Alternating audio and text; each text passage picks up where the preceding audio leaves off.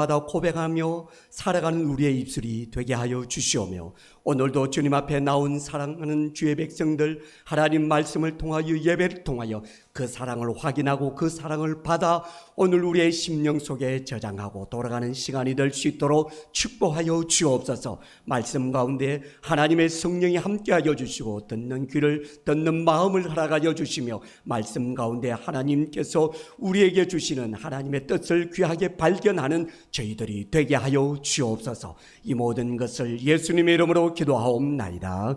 아멘. 우리도 함께 찬양을 했으면 좋겠습니다. 감사 찬양, 지난주에 했던 감사, 오늘 숨을 쉬는 것 감사, 나를 구원하신 것 감사 찬양합시다.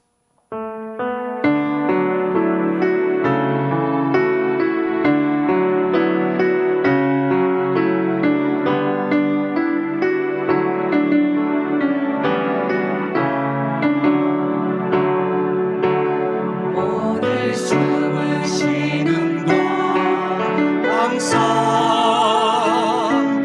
나를 구원하신 것 감사,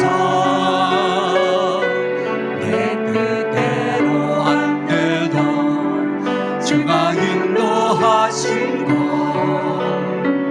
모든 것 감사,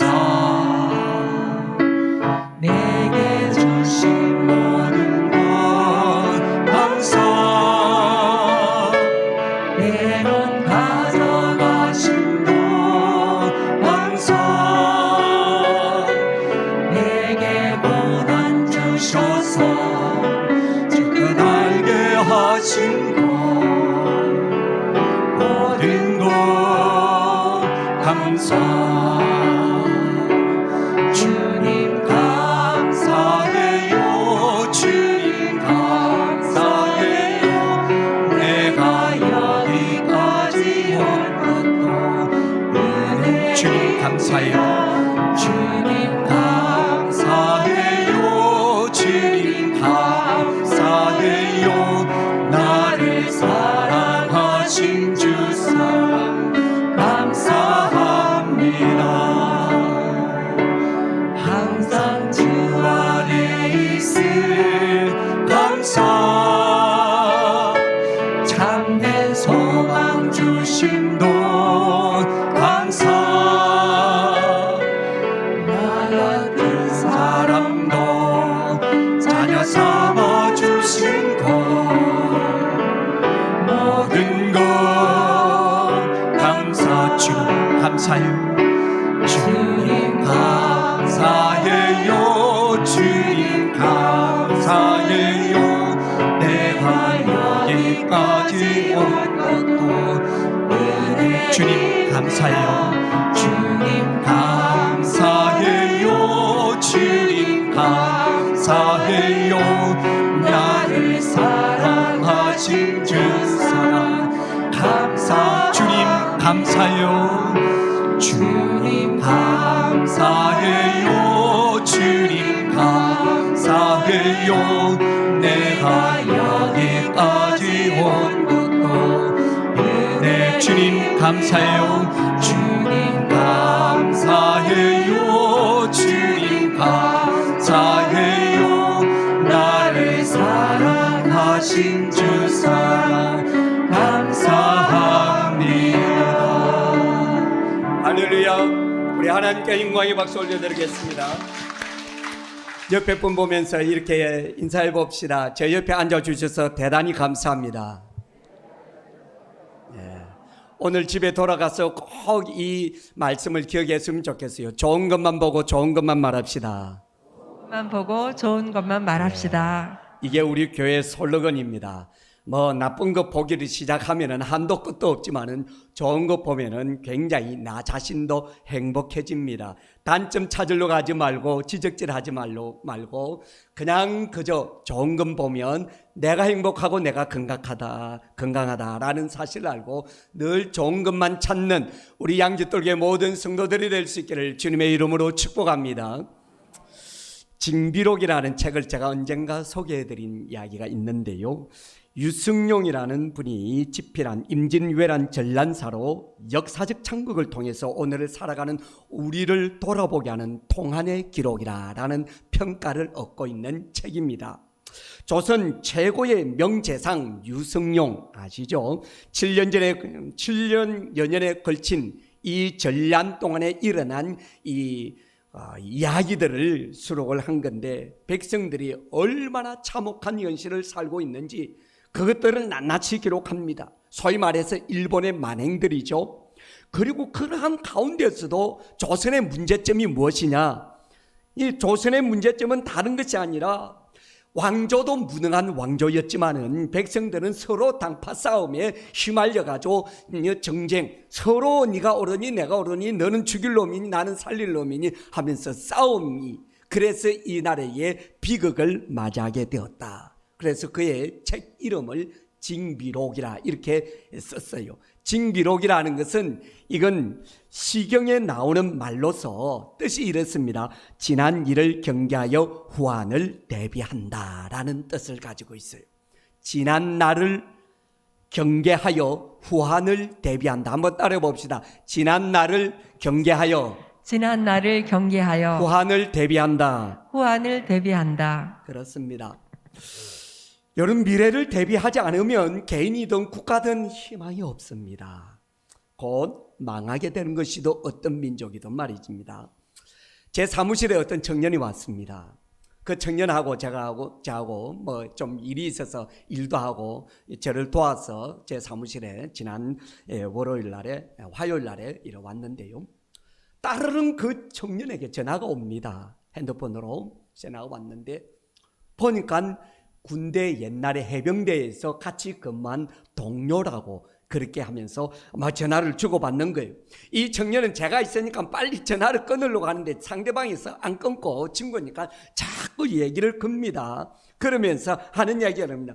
야, 나 회사 오늘 그만뒀어. 그렇게 얘기를 하는 거예요. 그러니까 이 청년이 왜 그만뒀는데 너 그래 오래 다녔잖아. 그렇게 얘기하니까 뭐라 하냐면, 아내 몸도 안 좋고 해서 그만뒀어. 그렇게 이야기하니까 대떡하는 얘기가 너 잘렸지. 그렇게 얘기하는 거예요. 그러니까 그게 아니고 아니긴 뭐가 아니야. 그렇게 얘기하는 거예요. 그러면서 이 청년이 이렇게 이야기합니다. 야, 그러면은 너 대책은 세놨냐? 이렇게. 그러니까 저쪽에서 대답해, 아니 아무것도 안 했어. 이렇게 하는 거예요. 그러니까 이 친구가 하는 얘기야. 야 바보야, 대책도 안 세우고 나오면 어떡하냐? 그런 얘기를 하는 거예요. 여러분, 이게 오늘 우리들의 모습인 것 같습니다. 대책도 안 세우고 사는 삶이 얼마나 불안합니까? 그런데 대책을 세워놓긴 세워놨는데 그 대책 자체가 그냥 이 지축이 흔들려 버리는 경우, 이번같이 고금리가 될 것이라는 것을 누가 상상이라도 했겠습니까? 고금리가 이렇게 계속해서 고공행진을 하고 있지 않습니까? 정말 피가 마를 일이에요. 이런 대책들 뭐라도 한 푼 모아서 뭐라도 해야 되지 않느냐. 그래서 요즘에 은퇴하시는 분들 은퇴 대책, 연금 대책들이 부상하고 있지 않습니까? 그 미래 삶의 은퇴는 언제부터 준비하는 게 좋냐 이렇게 하는데요, 은퇴하기 전후로 10년 전후가 골든타임이랍니다. 그때가 골든타임이래요. 그런 얘기를 합니다. 오늘 우리가 읽었던 성경도 바로 그런 이야기를 담고 있습니다. 우리는 누가복음 16장 19절 이야기를 읽었지만 16장 첫 절 이야기서부터 보면은 굉장히 물질에 욕심이 많고 재물에만 집착이 돼 있고, 다른 거는 내 몰라, 그건 몰라도 돼, 그거는 2순위 해도 돼, 내 1순위 제1순위는 바로 우선순위는 물질이 하는 사람들, 그런 사람들이 예수님 주변에 청중이 있고 설교의 대상자들이었습니다. 그래서 예수님은 그들에게 한 비유를 들어서 설명하기를, 오늘 이야기가 19절에서 31절까지의 예수님의 비유의 한 스토리를 우리에게 들려줍니다. 그 스토리에 등장하는 인물들을 조금 보는데, 그 인물이 누구가 등장되느냐, 자 19절에 봅시다. 같이 한번 읽어봅시다. 시작. 한 부자가 있어 자색 옷과 고운 베옷을 입고 날마다 호화롭게 즐기더라. 아멘. 예수님은 설정 인물을 부자로 설정을 했습니다. 나중에 보면은 가난한 사람, 거지, 나사로도 설정 인물에 포함이 되어 있죠. 자, 당시에 이 부자는 어떤 부자 정도의 이렇게 호령하고 있는 인물이고 호사를 누리고 있었던 사람이었는가 보면 자주색 옷이 그것을 설명해 주고 있습니다. 물론 그 뒤에 나오는 날마다 호화롭게 즐기더라 라는 말도 충분하게 우리가 인지할 수 있는데, 그렇게만 하면 되는데 왜 자주색 옷은 왜 등장시켰을까요? 날마다 잘 먹고 잘 살고 그냥 잔치를 막 날마다 벌린다, 그렇게 해도 충분하잖아요. 돈이 많은 꽤나 있는 사람이네 할 수 있겠죠. 이 자주색 옷이 우리에게 시사하는 바가 있습니다. 로마 시대 때 네로 황제는요, 자주색 옷은 황제 외에는 입지 못하도록 금지해 놓은 색깔이었어요. 왜 그러냐? 그대로부터 이 자주색은 특히 염색 과정이 굉장히 어려워서 이 옷감은 굉장히 고급의 거래가 되고 있었고, 그래서 권위와 능력과 성공과 미의 이 표상이 되는 것이 자주색이라고 이렇게 이야기합니다. 에스더스에 보면은 모르드게가 죽을 뻔하다가 살아난 이야기가 있어요. 그 죽을 뻔한 이 모르드게를 높이는 일이 있는데, 에스더 8장 15절에 보면 모르드게가 푸르고 흰 조복을 입고 금 면류관을 쓰고 무슨 옷을 입었다고 그랬습니까? 자색하는 베옷을 입었다, 이렇게 나옵니다.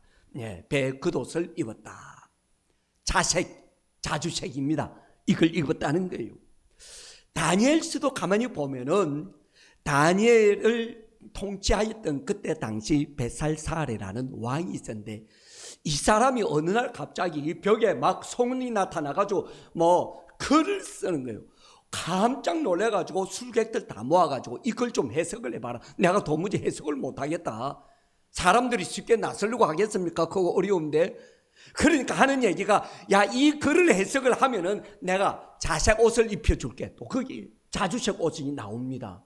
자주색 옷을 입혀주겠다 뿐만 아니라 내가 그에게 금목걸이도 걸어주고, 그리고 뿐만 아니라 이 세계 이 바벨론의 제3인자 7위자로 삼겠다.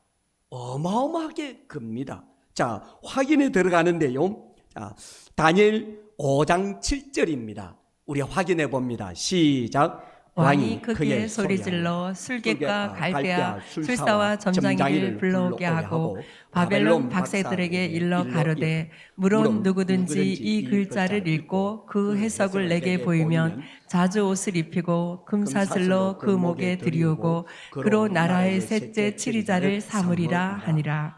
아멘. 자주색이 나오죠.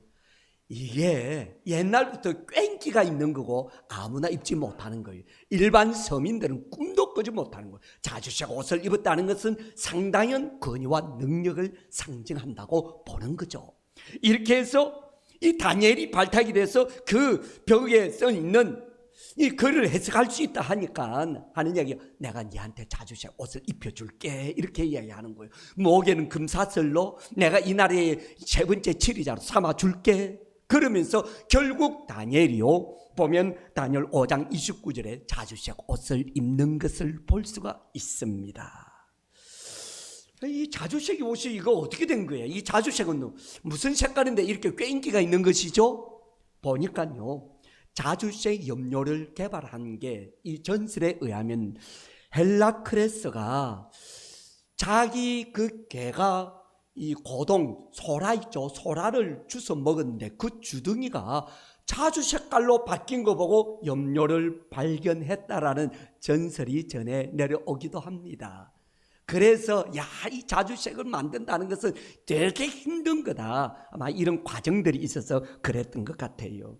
그럼요, 오늘 예수님의 이야기 속에 등장하는 이 부자는 어떤 존재라는 걸까요?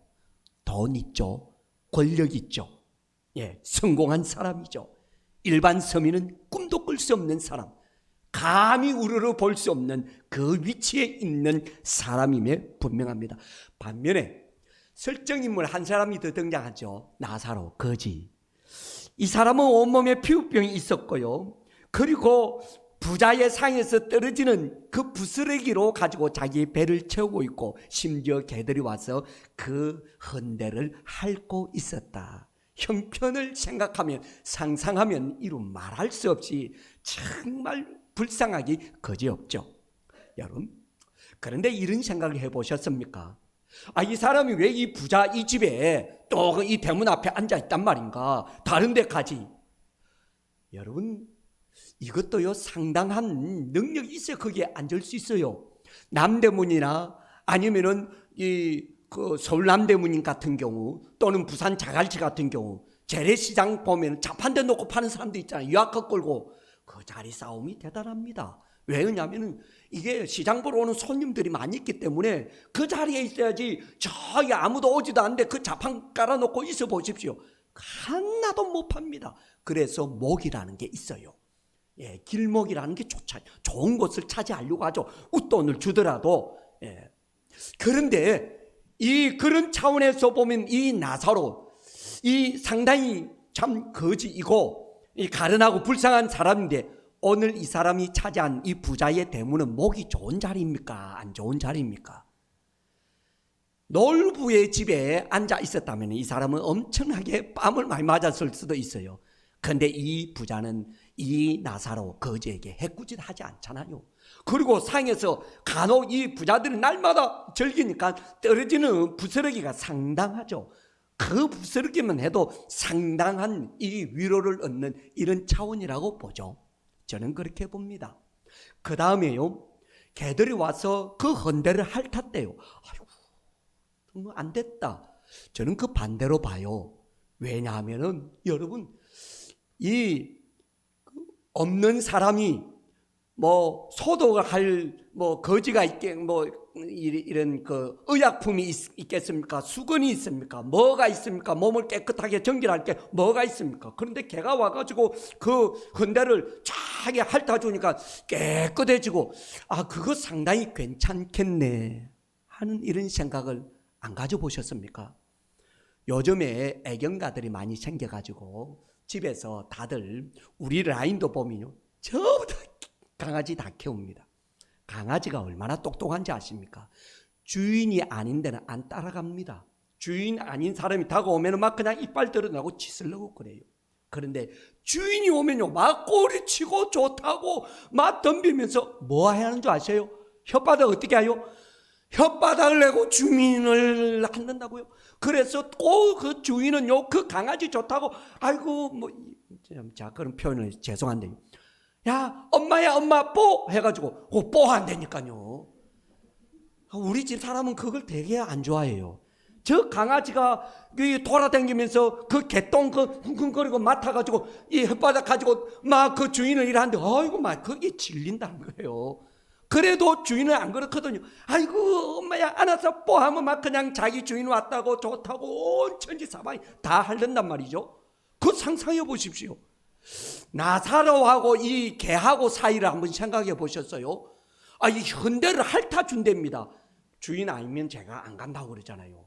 그러니까 나사로가 이 개에게 뭔가 주인 상에서 떨어진 부스러기를 너도 먹어라. 개에게 좋나? 그 생각이 번뜩 들 뿐만 아니라 개의 눈에 봐도, 개의 수준에 봐도 이 나사로 너무 불쌍한 거예요. 아이고 저래 앉아가지고 날마다 대문 앞에서 저 아파 죽겠는데 불쌍해서 나라도 가서 핥아주다 해가지고 수주 핥아주고 몸이 개의 위로가 있다는 거죠. 여러분, 이런 차원에서 지금 이 상황이 연출이 되고 있다는 거요.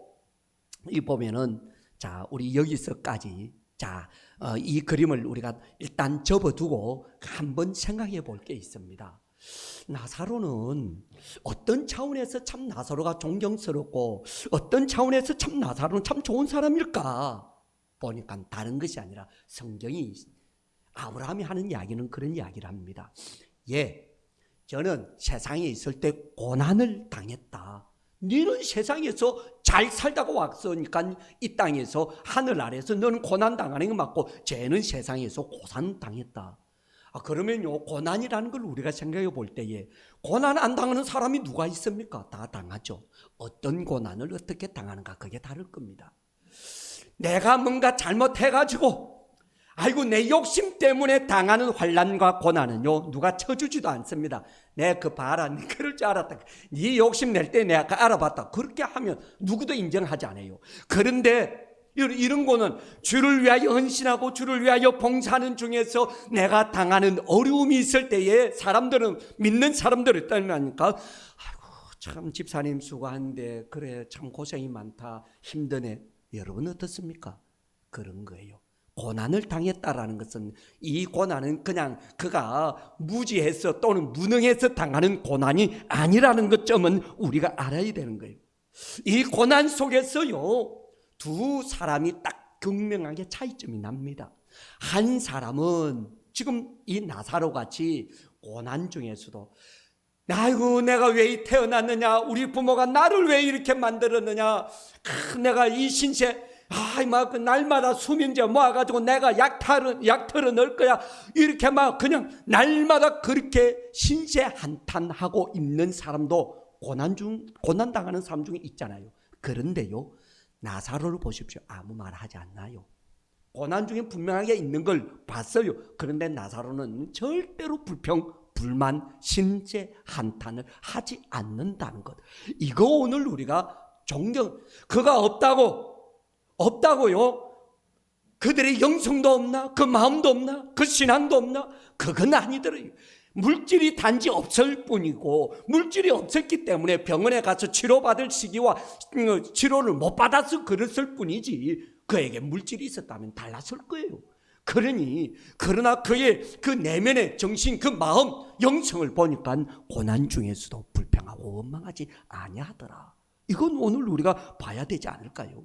자, 그러면요, 그가 이 고난 중에서 왜 원망하지 않았을까? 다른 거 볼 것도 없어요. 그것은 죽음 이후에 내가 천국에서 영생하리라는 소망이 있었기 때문에. 목사님은 오늘 이상한 해석을 갖다 놓네. 그런 이야기는 여기 성경이 없는데 여러분 정말 없을까요? 우리는 한 단어를 유심히 관찰해 볼 필요가 있는 단어 하나가 있습니다. 자, 그것은 31절이에요. 31절에 한번 읽어봅시다. 시작. 이르되 모세와 선지자들에게 듣지 아니하면 비록 죽은 자 가운데서 살아나는 자가 있을지라도 권함을 받지 아니하리라 하였다 하시니라. 아멘. 여기에서 권함이라는 거요, 권면하는 거죠. 오늘 우리는 말로 하면 전도하는 거예요. 전도하는 거. 교회 가자 이 얘기죠. 예수 믿자 이 얘기입니다. 이 권함을 안 받는다 이거예요. 지금 이 부자는 아이고 내 형제가 다섯이 지금 이 땅에 지구에 살고 있는데 이곳에 안 왔으면 좋겠는데 가서 좀 내 형제 안 오도록 아버지 아브라함이요 좀 보내주세요 하니까 하는 얘기가 그런 거예요. 야, 죽은 사람이 살아나서 얘기하더라도 지금 거기에 있는 선지자의 전도를 안 받으면 못 받는다, 안 받는다라는 거예요. 여러분, 이 사회는 어떤 사회입니까? 종교사회예요. 이스라엘을 배경으로 하고 있는 종교사회. 모든 사람들이 기본적으로 성경도 알고 아브라함도 알고 모세도 알고 엘리야도 알고 이런 어떤 믿음이 되는 베이스가 깔려 있다는 사실을 알아야 되는 거예요. 그런데 권함을 받는 자와 받지 않는 자, 전도를 받은 자와 받아들이지 않는 자 두 분류가 분명하게 나타났다는 거예요. 이 부자는 안 받아들인 거예요. 영생이 있다, 천국이 있다, 영원한 나라가 있다라고 하는 복음적 이야기를 하여도, 성경을 이야기해도 나는 성경 모르겠고 오늘 잘 먹고 잘 살면 된다, 오늘의 삶에 즐기는 것이 그의 인생의 목적, 목표였고, 이 나서는 비록 그는 가진 것이 없는 거지의 인생, 거지의 신세였지만은 그는 권함을 받아서 저 영원한 천국을 소망하고 있었으니 미래가 확실하게 두 사람의 미래가 극명하게 달라졌다는 것입니다. 여러분, 여기서 우리는 부인할 수 없는 하나의 진리를 알 수 있습니다. 그것은 다름이 아니라 인생은 죽음의 직면의 앞에 누구도 피할 수 없다라는 것입니다. 따라해 봅시다. 인생은 죽음의 직면 앞에서 누구도 피해갈 수 없습니다. 누구도 피해갈 수 없습니다. 그렇습니다. 부자가 돈 있는 사람이 잘 살았다고 볼 수가 있는데 그가 오래 살려면 무슨 짓을 못하겠습니까? 예를 들어서 인삼을 깍두기로 해가지고 깍두기 말이야 그 김치로 인삼을 절여서 먹는 얼마든지 할 수 있는 것이고 밥에다가 금가루를 뿌려 여러분 음식에 금가루 뿌려가지고 드셔보셨어요? 제가요 그 부교육자 시대 때에 서울 워커힐에 갔거든요. 워커힐이라고 들어보셨습니까? 워커힐에 가서 거기서 이게 밥을 먹는데요. 금가루를 그 회는 한 두세 접밖에 안 나와요. 그 도대체 얼마 하는지 모르겠지만은 금을 뿌려가지고 바짝바짝 하는데 그걸 먹더라고요. 나는 그래서 사람이 금 먹으면 죽는 것 아닙니까 하니까 아니래요. 특별 스페셜 해가지고 나왔어요. 금 먹어도 산다는 사실을 자꾸 거기서 알았다니까요. 금밥 드셔보셨어요? 워커힐에 가면은 사 잡수실 수 있으실 거예요. 그러니까 돈 없으면 못 먹는 거고 돈이 이 부자가 있으니까 오래 살고 건강하게 살고 무슨 짓을 안 했겠느냐 하는 것입니다. 그러나 인생은 어떻게 됩니까? 죽음의 직면 앞에서는 누구도 피해갈 수 없더라. 성경은 이것을 우리에게 인생의 법칙이라고 정해놓았습니다. 여러분 확인하는데 히브리서 9장 27절을 읽어봅시다. 한번 큰 소리를 읽습니다. 시작. 한 번 죽는 것은 사람에게 정해진 것이요 그 뒤에는 심판이 있으리니. 아멘. 우리나라에 이 하루에 죽는 사람이 820명 정도 된다 그러네요. 1년에 죽는 사람이 총 한 30만 명 정도 된답니다. 사람 죽어요. 안 죽는 게 아닙니다. 죽습니다. 그럼 죽으면 물어봅니다. 어떻게 됩니까? 물어보면요. 사람이 죽음 이후에 뭐 어떻게 된다라는 것을 크게 좋아할 질문으로 받아들이지 않습니다. 저 사람 미쳤나? 나한테 뭘 이런 걸 묻나? 이러죠. 진지하게 물어보면 젊은이들은 대답하기를 이렇게 이야기합니다. 몰라요. 당연히 모르죠. 뭐 어떻게 합니까? 그러나 초상집에 몇 번 왔다 갔다 한 사람들은 물어보면 이럽니다. 뭐 좋은 데 갔겠죠. 뭐 이렇게 말합니다. 근데 자기 삶이 그렇지 못하면은요. 뭐 죽어봐야 알죠. 그렇게 말하는 사람도 있어요. 그래서 묻습니다. 나쁜 짓 하면 어디 갈 것 같아요? 하면 딱 그 말은 딱 해요. 지옥 가죠 뭐. 이럽니다. 지옥 가죠. 그렇게 얘기합니다. 그럼 물으면 지옥 봤습니까? 못 봤대요. 지옥 가봤습니까? 압니까? 모른대요. 그 왜 간다고 하는데요? 나쁜 짓 했으니까 지옥 가고 뭐 순한 일 하면 좋은 데 가고 이렇게 그냥 막연하게 사람들은요. 안 가르쳐 줬는데도 막연하게 이렇게 다들 얘기들 하고 있더라고요. 오늘 이 부자를 보면 우리가 대충 눈치를 챌 수 있는 게 있어요. 그게 뭐냐면 천국과 지옥이라는 것이죠. 24절 읽어봅시다. 24절 같이 읽습니다. 시작. 불러 이르되 아버지 아브라함이여 나를 긍휼히 여기사 나사로를 보내어 그 손가락 끝에 물을 찍어 내 혀를 서늘하게 하소서. 내가 이 불꽃 가운데서 괴로워하나이다. 아멘. 지옥이라는 것은 불꽃 가운데서 괴로움이 있는 곳이다 라는 것입니다. 자, 이거는요 사실 뭐 누가 가르쳐 주지도 않았는데 지금 이 부자는 저분이 아브라함이네 아는 거예요. 여러분 아브라함 어떻게 생긴지 아십니까? 사진 한 본질이 있어요? 모르죠. 그런데 아브라함이라는 걸 일반 불신자에게 가서 아브라함 압니까? 뭐 아브라함이 누굽니까? 뭐 물으면 몰라요. 축구 선수입니까? 물어볼 거예요. 모릅니다. 부자는 아브라함을 보고 아브라함인 줄 알았다는 사실. 말하자면 충분하게 종교적 배경이 있었다라는 것입니다. 예, 성경도 좀 알았고 다윗도 좀 알고 모세도 좀 알고 이런 종교인이었는데 그가 있는 곳 어디라는 거예요? 불꽃 가운데 괴로워하는 곳 있더라. 이거 우리를 심각하게 받아들여야 되는 것 아니겠습니까? 그래서요 이 종교인과 신앙인의 차이점을 좀 알아야 됩니다. 종교인이 무엇이고 신앙인은 무엇이냐? 보면 종교인이라는 것은요 교회에 등록하는 순간 다 기독교인이 되는 종교인이 될 수가 있습니다. 등록하면 다 교회에 이제 양적들교회 성도 다 종교인이 되는 거예요. 그러나 신앙인은 좀 다릅니다. 신앙인은 성경 속에 있는 하나님을 믿고 받아들이고 예수 그리스도를 인정하고 그분을 믿고 그의 가르침을 따르는 사람이 아니면 신앙인이 될 수 있다 없다? 될 수 없는 거예요.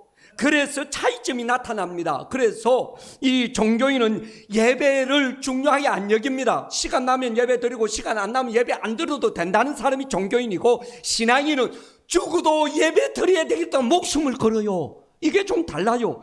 그리고 종교인은 교회 봉사 같은 경우는 아마 그냥 내가 시간 있고 있으면 하고 뭐 아니면 말고 못하는 거지 뭐 이렇게 하지만은요, 신앙인은 교회 봉사를 아주 중요하게 여깁니다. 하늘나라에 내가 상을 받을 것이고, 내가 주님이 세운 몸된 죄인데 내가 나라도 나가서 깨끗하게 해야지, 이런 마음이 그냥 던데 누구 가르쳐서 하는 게 아니에요.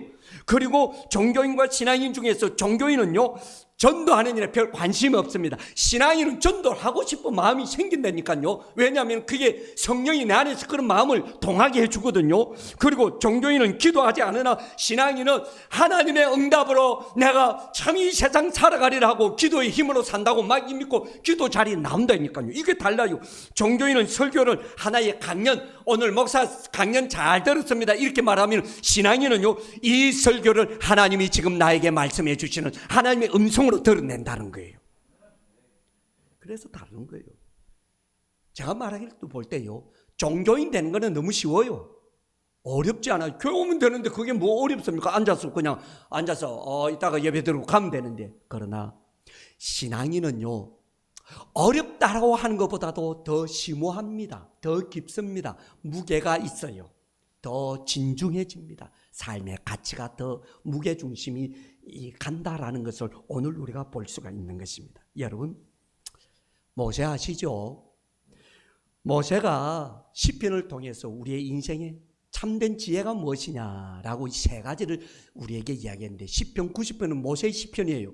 그 중에서 제가 세 가지를 여러분에게 말씀을 드리고 싶은데, 첫 번째는요, 죽음이 있다는 것을 아는 것이 지혜다라고 얘기해요. 죽음이 있다는 것을 아는 것을 지혜다. 시편 90편 3절을 확인해 봅니다. 시작. 주께서 사람을 티끌로 돌아가게 하시고 말씀하시기를 너희 인생들은 돌아가라 하셨사오니. 너희 인생은 돌아가라. 그래서 어르신 돌아가셨습니다. 우리 아버님 돌아가셨습니다. 어머님 돌아가셨습니다. 돌아가라라는 말은 어디서 나왔어요? 시편에 나온 거예요. 모세가 그렇게 얘기한 거예요. 이게 뭐냐면 인생은 죽음이 있다. 이 아는 것이 지혜이다. 두 번째요, 보십니다. 인생은 짧다라는 것을 아는 것이 지혜라는 거예요. 다시 4절을 읽어봅니다. 4절 시작. 주의 목전에는 천년이 지나간 어제 같으며 밤의 한수간 같을 뿐임이니이다. 아멘. 10절도 읽습니다. 10절도 시작. 우리의 연수가 70이요 강건하면 80이라도 그 연수의 자랑은 수고와 슬픔뿐이요 신속기간이 우리가 날아가나이다. 아멘. 얼마나 인생이 짧다는 거예요. 여러분, 인생 정말 짧아요. 70이 언제든지. 제가 이 교회 지금 담임한 지 15년 일이 됐는데, 저 15년 전에 왔다는 게 내가 끔찍해 죽겠어요. 얼마나 그냥 엊그제 온 것 같은데. 여러분 어떻습니까? 셋째는 자기의 날을 계수할 줄 아는 게 지혜랍니다. 쉽지는 않겠죠. 내가 언제 죽을지 어찌 알겠습니까? 그래, 계수한다는 게 지혜랍니다. 그러니까 지혜지. 자, 확인합니다. 자, 시편 90편 12절 시작. 우리에게 우리 날 계수함을 가르치사 지혜로운 마음을 얻게 하소서. 아멘. 아멘. 자, 여러분에게 그럼 묻겠습니다. 자, 사람은 죽는다. 동의하십니까? 제청하십니까? 사람 죽는다 부인할 수가 없어요. 그럼 또 묻습니다. 그 연수는 짧은데 세월이 정말 빠르게 지나간다. 동의하십니까? 하지 않습니까? 동의가 되죠. 짧은 기간이죠. 마지막으로 물어봅시다. 그 다음 내가 언제 죽을지 모른다는 사실, 그것 역시도 동의하십니까? 그렇습니다. 모세가 본 인생이 이렇다는 거예요. 여러분, 우리는 이 세 가지 철저하게 살아가면서 동의하지 않을 수가 없는 내용들입니다. 부자가 죽었는데 그가 천국과 지옥을 알기까지 시간이 걸렸을까요? 아닙니다. 눈 뜨고 보니까 바로 지옥이고 눈 뜨고 보니까 바로 천국. 천국과 지옥, 삶과 죽음 사이에 간격이 없는 거예요. 삶과 죽음에는 간격이 없이 바로 알게 된다는 것입니다. 그래서 저는요, 이런 상황에서 우리 미래가 이렇다는데 돈 가지고 미래를 준비할 수도 없는 일이고, 이 미래가 누구나 다 이 죽음의 직면 앞에서 피해갈 수 없다고 하는데 나의 미래는 어떻게 준비해야 될 것인가? 이걸 제가 좀 짧게 좀 살폈으면 좋겠다 하는 생각이 들어요. 그래서 우리는 어떤 미래를 대비해야 되는 것인가, 준비해야 될 것인가. 첫 번째는요, 최소한 1등은 안 돼도 중간은 되는 미래입니다. 한번 따라해 봅시다. 최소한 1등은 안 돼도 최소한 1등은 안 돼도 중간은 되는 미래입니다. 중간은 되는 미래입니다. 여러분 잘 아는, 우리가 애용하는 요한복음 3장 16절 한번 읽어봅시다. 시작. 하나님이 세상을 이처럼 사랑하사 독생자를 주셨으니 이는 그를 믿는 자마다 멸망하지 않고 영생을 얻게 하려 하심이니라. 아멘. 하나님을 믿는 자는 멸망하지 않고 영생을 얻는다라는 겁니다.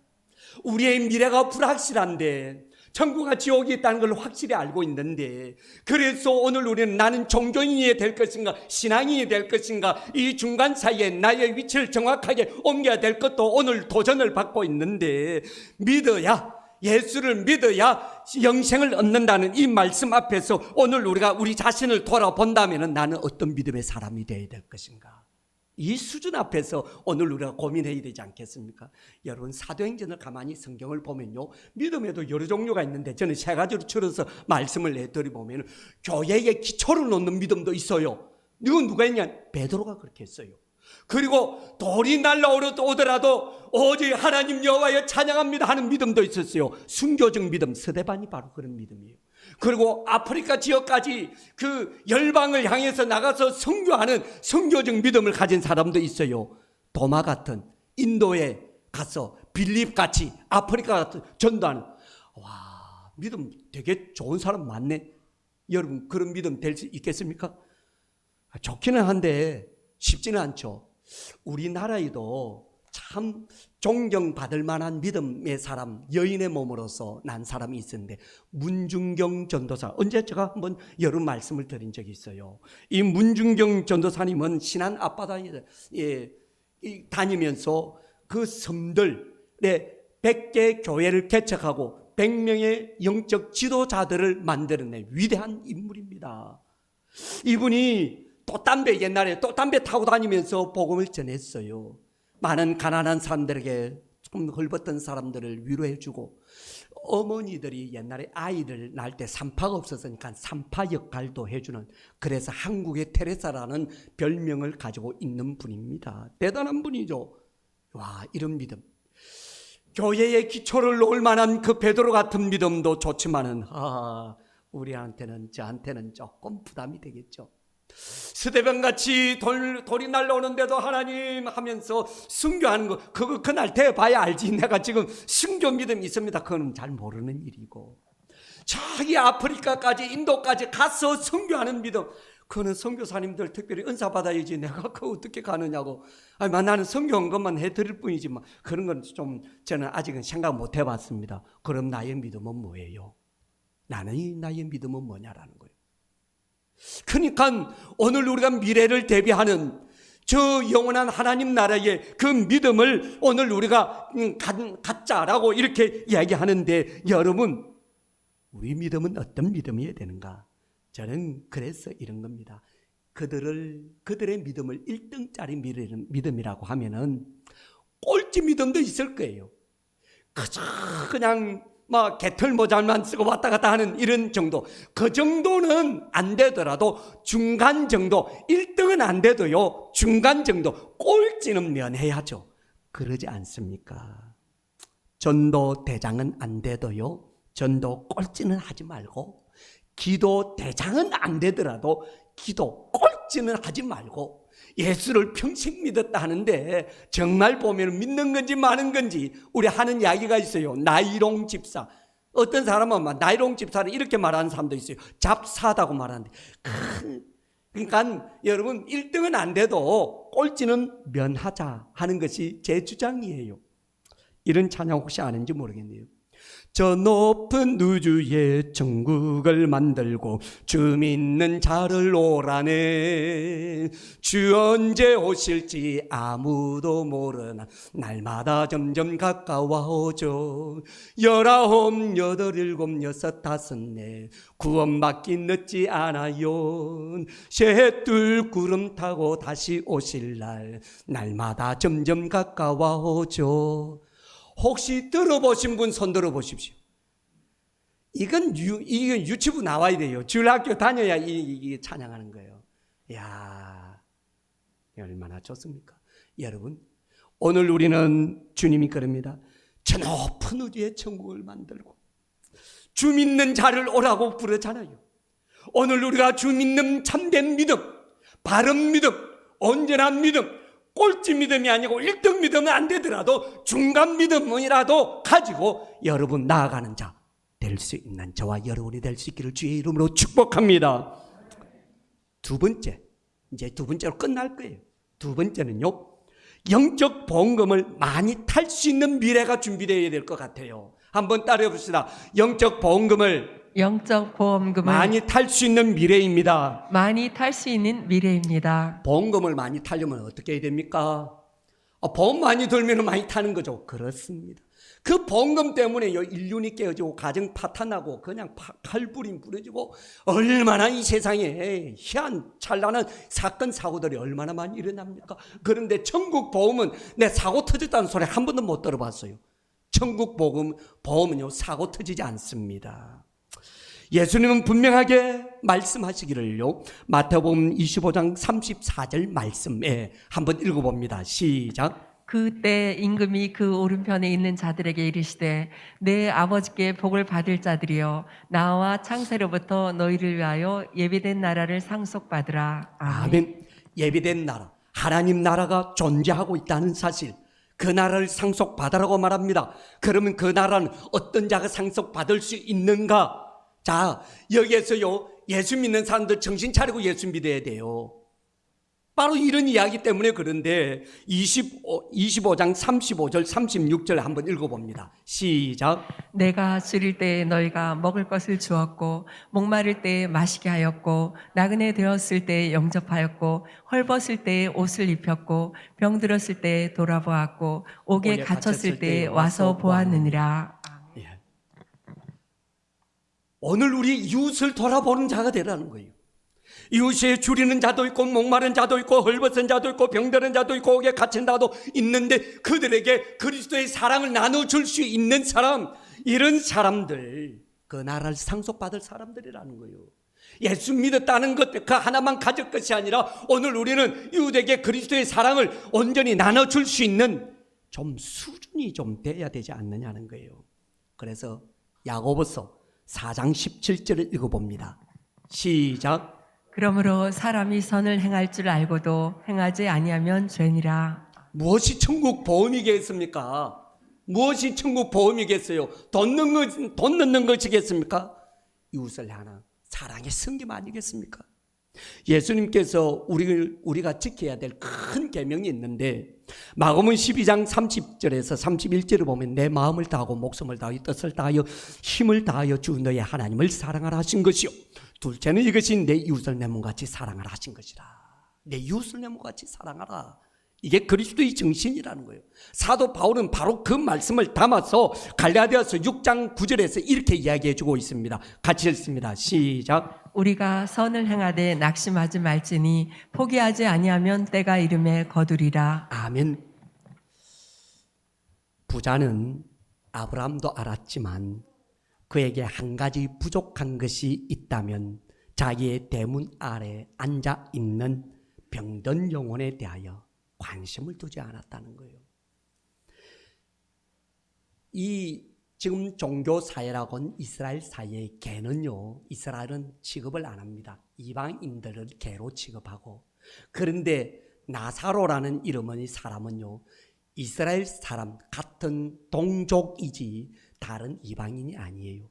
부자는 충분하게 동족을 배려하고 살피고 그 아픔을 돌아보고 가난을 돌아봐야 될 책임과 의무와 사명과 소명이 있는 사람이었어요.